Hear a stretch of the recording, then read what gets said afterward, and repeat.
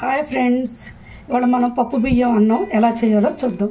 ఏమేం కావాలో తెలుసుకుందాం.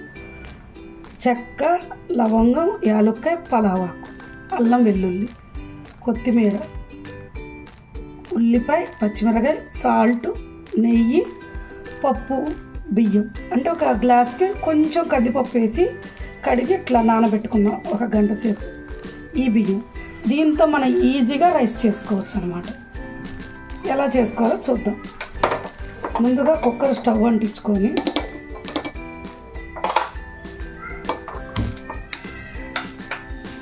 కొంచెం వేడవనివ్వాలి.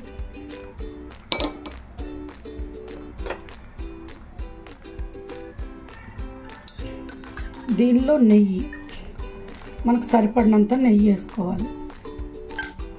వేసుకొని ఇందులో ముందుగా చెక్క, లవంగం, దాల్చిన చెక్క, యాలుక్కాయ, ఒక్క పలావాకు వేసుకొని కొద్దిగా వేపుకుందాం.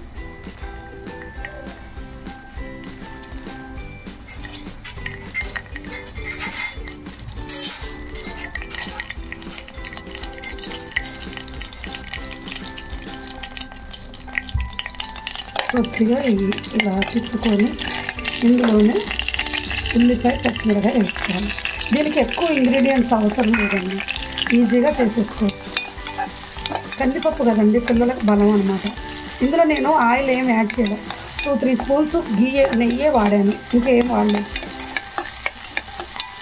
ఏంటంటే ఇట్లా కొంచెం ఇది త్వరగా ఇస్తుంది అన్నమాట.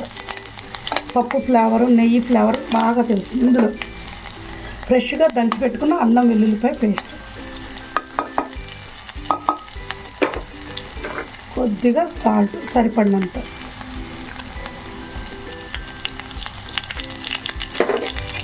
బాగా ఈ అల్లం వెల్లుల్లిపాయ ఫ్రై చేసుకోవాలండి.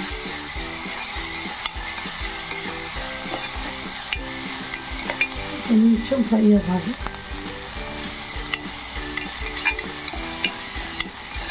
మంట కొద్దిగా తీసుకొని కొద్దిగా ఫ్రై అవ్వాలి.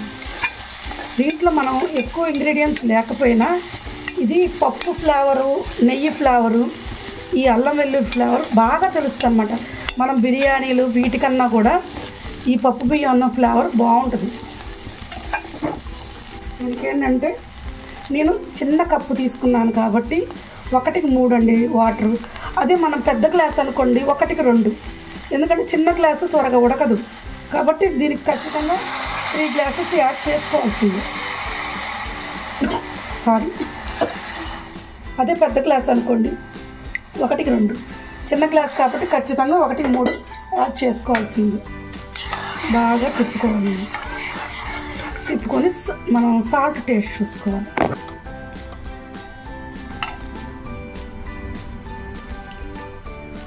కొంచెం తగ్గింది, కొద్దిగా సాల్ట్ వేసుకోవాలి. ఇది కొంచెం మసులుతున్నప్పుడు మనం కడిగి పెట్టుకున్నాం కదండి కందిపప్పు బియ్యం, దీన్ని ఇట్లా తీసేసుకొని మొత్తం దీనిలోకి టర్న్ చేసుకోవాలి. ఇలా మొత్తం వంపేసుకోవాలి.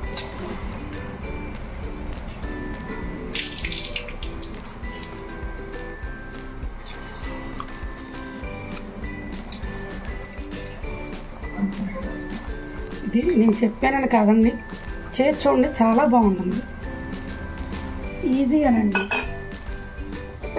దీనిలో కొంచెం కొత్తిమీర మీకు అవసరం అంటే వేసుకోండి, లేకపోతే లేదు. సారీ,